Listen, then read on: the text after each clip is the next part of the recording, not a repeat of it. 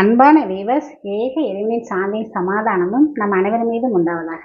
வீடே மணக்கலாப்புல வாய்க்கு ருசியான வெந்தய குழம்பு செய்ய போகிறோம். எப்படிங்கிறத பார்க்கலாம் வாங்க. நம்ம கிச்சனுக்கு சட்டி அடுப்பில் வச்சு 3 ஸ்பூன் நல்லெண்ணெய் சேர்த்துருக்கேன்.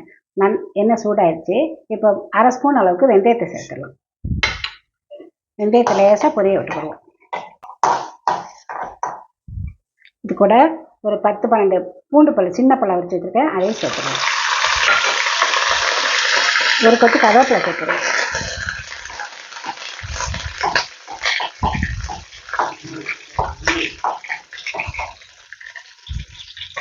நூறு கிராம் அளவுக்கு சின்ன வெங்காயத்தை உரித்து கட் பண்ணி வச்சுருக்கேன், அதையும் சேர்த்துருவேன்.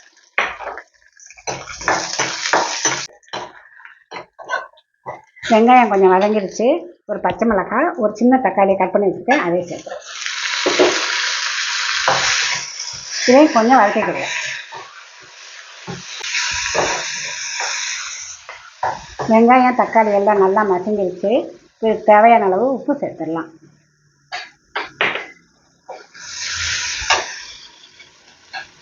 கால் ஸ்பூன் மஞ்சள் தூள் சேர்த்துக்கிடுவோம்.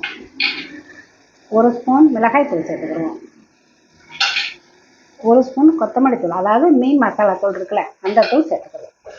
இதில் மிளகு, சீரகம், சோம்பு எல்லாம் சேர்ந்து மிக்ஸ் பண்ணி அரைச்சதுனால மறுபடியும் மிளகு தூள், சீரகத்தூள்லாம் சேர்க்க வேண்டியது, இது ஒன்றே போதும். எண்ணெயிலே மசாலாவையும் சேர்த்து கொஞ்சம் வதக்கியாச்சு. இப்போ இதுக்கு கொஞ்சம் ஒரு எலுமிச்சம்பழ அளவு புளி எடுத்து கரைச்சி வச்சுருக்கேன், அதையும் சேர்த்துருவோம். இது வடிகட்டியாச்சு, அதனால் அப்படியே சேர்த்துருவோம்.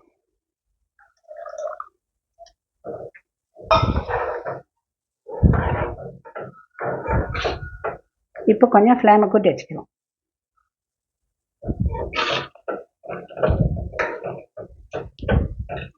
உப்பு சரியாக இருக்கான்னு பார்ப்போம். உப்பு சரியாக இருக்குது. இப்படியே நல்லா கொதித்து வரட்டும்.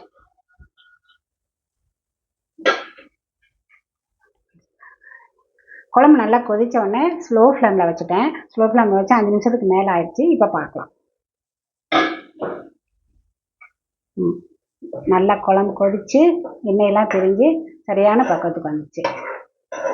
வாசனையோட வெயிலுக்கு நல்ல குளிர்ச்சி தர வெந்தய குழம்பு செஞ்சாச்சு.